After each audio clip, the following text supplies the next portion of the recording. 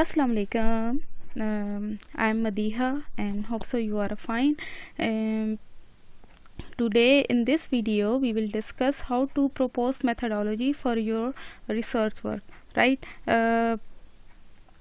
If you are a research student and doing your MS or maybe pursuing your PhD, the thing is, once you have found the problem or issue in the field and you have read and studied the literature, then the thing that comes next is to propose methodology or find the solution, right? आपने एक solution आपने एक जो problem है वो identify कर लिया है. You have identified a problem. अब आपने उसका solution देना है या आपने उसकी methodology propose करना है. तो ये जो चीज़ है ना, ये काफ़ी स्टूडेंट्स के लिए काफ़ी प्रॉब्लम क्रिएट करता है. लाइक वो बहुत जल्दी इन वेरी ब्रीफ टाइम वो अपना इंट्रोडक्शन या लिटरेचर रिव्यू वाला काम तो कंप्लीट कर लेते हैं, लेकिन उनको मेथडोलॉजी प्रपोज करने में या सॉल्यूशन जो है ना वो फाइंड आउट करने में बड़ा टाइम लगता है, क्योंकि जो सॉल्यूशन फाइंड आउट करना होता है this is kind a tough task और इसमें आपको अपनी क्रिएटिविटी शो करने का मौका मिलता है.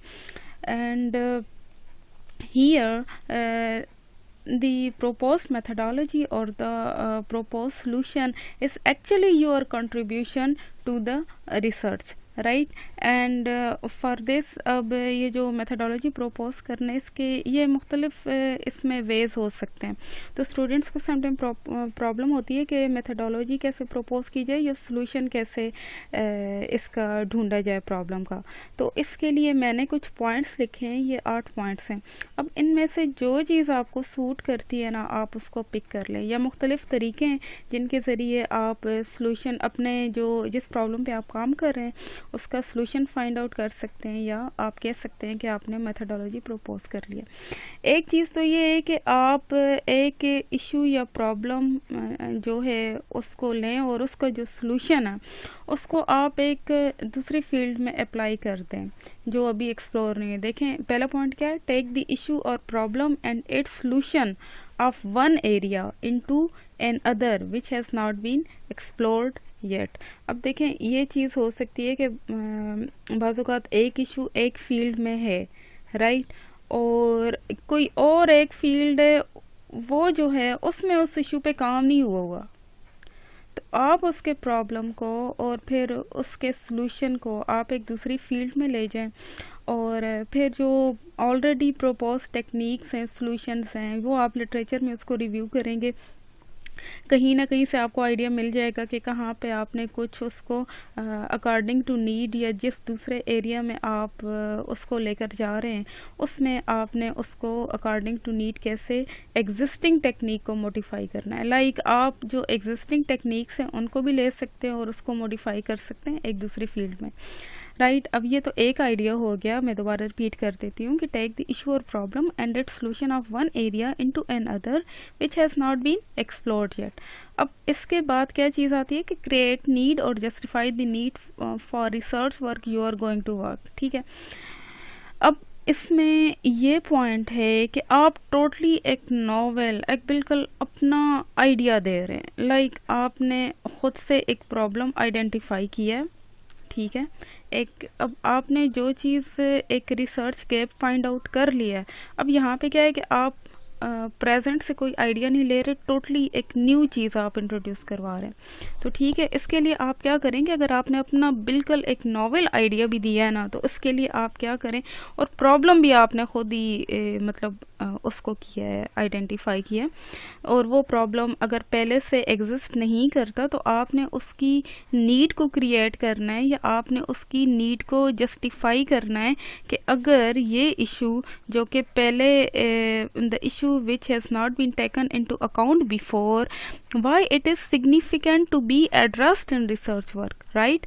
First if you are giving some novel idea, first create need or justify the need for research work you are going to work, and then give your own unique solution, right? एक दूसरा तरीका तो क्या हो सकता है कि आप टोटली यूनिक काम करते हैं, यानी वो सारा काम 100% आपका अपना है, اچھا اب تھرڈ چیز کیا ہے کہ work on parameter which has not been taken in to account.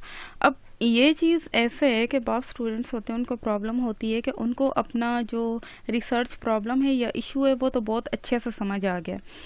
اب ان کا پرابلم کیا ہوتا ہے کہ ہم کام کیا کریں اب ایشو پہ. اب مثال کے طور پر فار ایگزامپل ہم ایک ایشو لیتے ہیں کیا کہتے ہیں کہ چلیں کلاؤڈ کمپیوٹنگ کا لوڈ بیلنسنگ کا لے لیتے ہیں. ٹھیک ہے, وہاں پہ آپ نے مختلف پیپرز پڑھے لوڈ بیلنسنگ پر. ٹھیک ہے, ورچوئل مشین پہ جو لوڈ بیلنسنگ ہوتی ہے اس کو کیسے اس ایشو کو ایڈریس کرتے ہیں. اب اس میں جو ہے ایک پیپر میں آپ دیکھیں گے نا جو پیرامیٹرز ہیں وہ 3 پیرامیٹرز کوئی اور ہوں گے.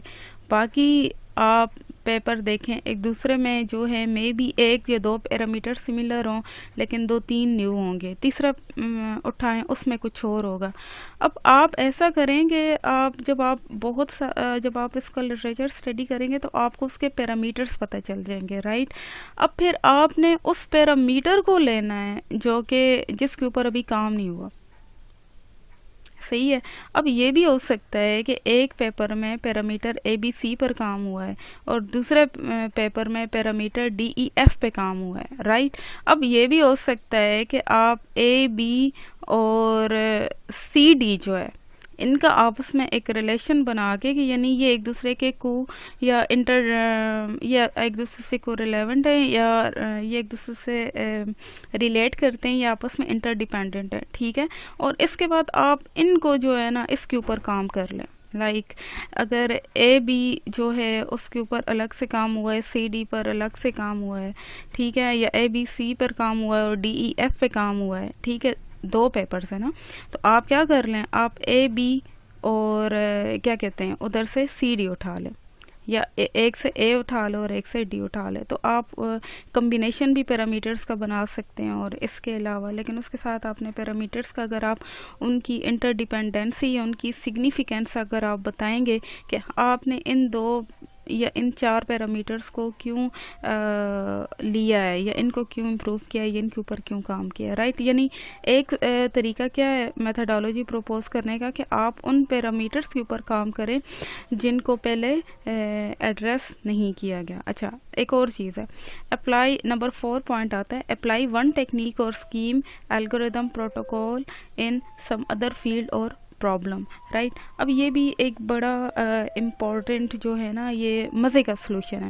فار ایگزامپل ٹھیک ہے, آپ ایک فیلڈ کی جو اسکیم ہے یا الگوریدم ہے یا کوئی پروٹوکول ہے, اگر آپ کمپیوٹر سائنس کے اسٹوڈنٹس ہیں, ہاں ٹھیک ہے, اپلائی دیٹ ٹیکنیک اسکیم اور algorithm in some other field. For example اگر آپ کا جو ریسرچ ورک ہے وہ نیٹ ورکنگ کی فیلڈ میں, رائٹ, یا ڈیٹا مائننگ کی فیلڈ میں. اب یہ دیکھیں آپ کا کام کس میں, ڈیٹا مائننگ کی فیلڈ میں, لیکن آپ اس کے اوپر مشین لرننگ کا الگوریدم استعمال کر رہے ہیں. تو کیا کریں, آپ کوئی مشین لرننگ الگوریدم یا یہ بھی ہو سکتا ہے جو ڈیٹا مائننگ کی اگر کوئی الگوریدم یا کوئی ٹیکنیکس ہیں, یہ بھی ہو سکتا ہے ڈیٹا مائننگ کی ٹیکنیکس کو آپ کسی اور ایریا میں یوز کر لیں, یا مشین لرننگ الگوریدمس ہیں ان کو آپ کسی اور فیلڈ میں یوز کر لیں. تو یہ بھی ایک آئیڈیا ہو سکتا ہے کہ آپ کیسے جو سلوشن ہے اس کے اوپر کام کر سکتے ہیں.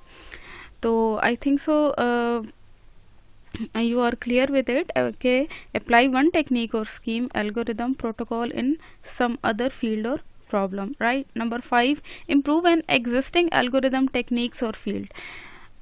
The thing is کہ sometime maybe you are working on the issue جس کے اوپر آلریڈی کام ہو چکا ہے. ٹھیک ہے, you are working with a problem which has already been taken in to account. اب what is your contribution, right? You think that you have found the issue with some existing algorithm and technique. What is the thing? There is there is already a technique or algorithm exists. ٹھیک ہے, all you have to do is to find some fault, some problem with that technique or algorithm and then improve it. صحیح ہے, یعنی آپ پہلے سے available جو ایک چیز موجود ہے اس کو لے کر امپروو کر دیتے ہیں. فار ایگزامپل میں اگر آپ کو اپنا کام بتاؤں، بات ذرا لمبی ہو جائے گی، لیکن وہ یہ ہے کہ سیلفشنس ہینڈلنگ کے لیے جو اسکیمز ہوتی ہیں اس میں کیا ہوتا ہے، جو کریڈٹ بیس اسکیمز ہیں یا اس میں سورس جو ہے وہ کریڈٹ آفر کرتا ہے جو اسٹینڈرڈ ٹیکنیکس ہیں، یا پھر کیا ہے کہ ڈیسٹینیشن آفر کرتی ہے، رائٹ. لیکن میں نے جو اس میں جسے کہتے ہیں نا کہ ایک نئی چیز جو ہے وہ پروپوز میں نے کیا کی کہ for ensuring the data delivery, اس میں کیا ہے کہ ہر جو انٹرمیڈیٹ نوڈس ہیں وہ اپنے طرف سے اپنے آپ سے کریڈٹ دیں گے، ٹھیک ہے، اپنے کریڈٹس میں سے دوسرے نوٹس کو کریڈٹ دیں گے، اینڈ ایٹ دا اینڈ جو ڈیسٹینیشن ہے نا وہ واپس ان کے جو کریڈٹ ہے اس کو کمپنسیٹ کرنے کے لیے سب کو دوبارہ کریڈٹ ملے گا. لائک کہنے کا مطلب کیا ہے کہ آپ جو ایگزسٹنگ الگوریدم یا ٹیکنیکس ہیں نا ان کو بھی امپروو کر سکتے ہیں، یعنی آپ اس کو زیادہ ایفیشینٹ بنا لیں. اگر ایک ہی ڈیٹا ڈیلیوری جو ہے یا for example over head ratio ہے یا رسپانس ٹائم ہے، آپ اس کو امپروو کر لیں. صحیح ہے.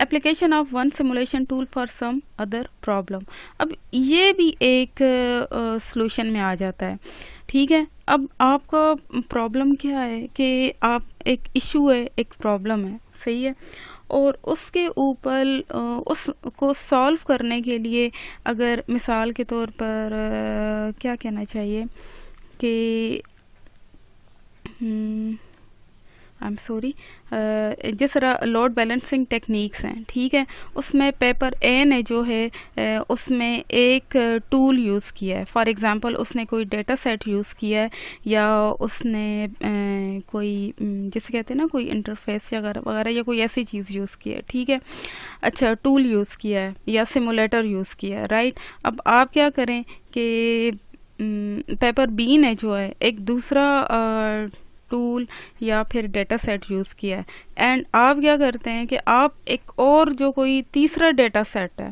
وہ آپ اٹھا کے اور کسی اور ٹول میں سیم چیز آپ اپلائی کر کے دیکھتے ہیں، اور آپ آلریڈی جو 2 یا 3 پیپرز ہیں جن میں جو ڈیٹا سیٹ یا سیمولیٹر یوز ہوا ہے یا جو ٹول یوز ہوا ہے کوئی بھی، فار ایگزامپل گناشے ہو جاتا ہے یا ہیڈوپ میپ ریڈیوس یا کوئی بھی ہے، تو آپ ہیڈوپ جو ہے اس کو آپ جو ٹول ہے وہ کسی اور سلوشن میں جو ہے نا استعمال کر لیں. پھر آپ ریزلٹس کمپیئر کر لیں کہ اس ٹول کو یوز کیا ہے جو آلریڈی پیپرز اے اور بی میں ٹولز یوز ہوئے ہیں یا ڈیٹا سیٹ یوز ہوا ہے اس کی پرفارمنس یہ ہے، لیکن فار ایگزامپل آپ ہیڈوپ یوز کر رہے ہیں یا گناشی یوز کر رہے ہیں تو اس کو یوز کرنے سے آپ کا جو آپ کے جو ریزلٹس آئے ہیں اس میں کتنی امپروومنٹ ہوئی ہے، رائٹ. تو آپ کیا کر سکتے ہیں کہ کوئی ٹول جو ہے، کوئی سیمولیٹر ہے یا کوئی نیو ڈیٹا سیٹ ہے، آپ وہ بھی یوز کر سکتے ہیں، یعنی یہ آپ کی نوویلٹی ہو جائے گی آپ کے کام میں.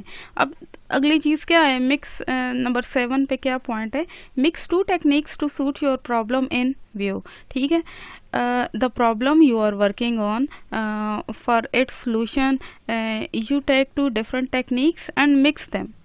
آپ ان 2 ٹیکنیکس کو مرج کر کے اپنی ایک چیز بنا لیں، اپنا ایک سلوشن بنا لیں، right. And this is kind easy thing.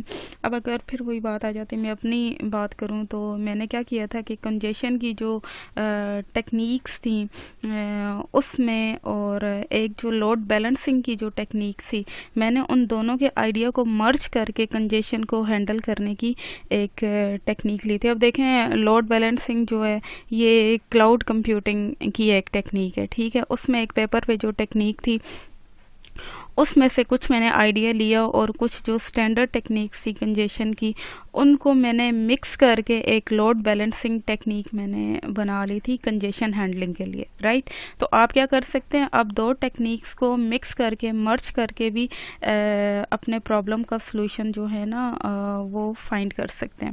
اب نمبر 8 پر کیا ہے، ریڈ سم اسکیمس اور techniques carefully and modify it. اب وہی بات آ جائے گی جو اوپر بھی میں نے آپ کو بتائی تھی کہ آپ کوئی ایک اسکیم یا ٹیکنیک لیں، اس کو کیئرفلی انالائز کریں، اس کو ریڈ کریں اور پھر آپ اس کو موڈیفائی کر دیں, چینج کر لیں, امپروو کر لیں. تو here I have described about 7 to 8 points and the way you can propose methodology or you can find the solution for your research work. Hoping that this video will help you to work on proposing methodology and finding solution for your research work. Thank you so much and take care. Have a good time. If you like this video, please give it a thumb up and subscribe to my channel, please. Thank you so much. Take care. Allah Hafiz.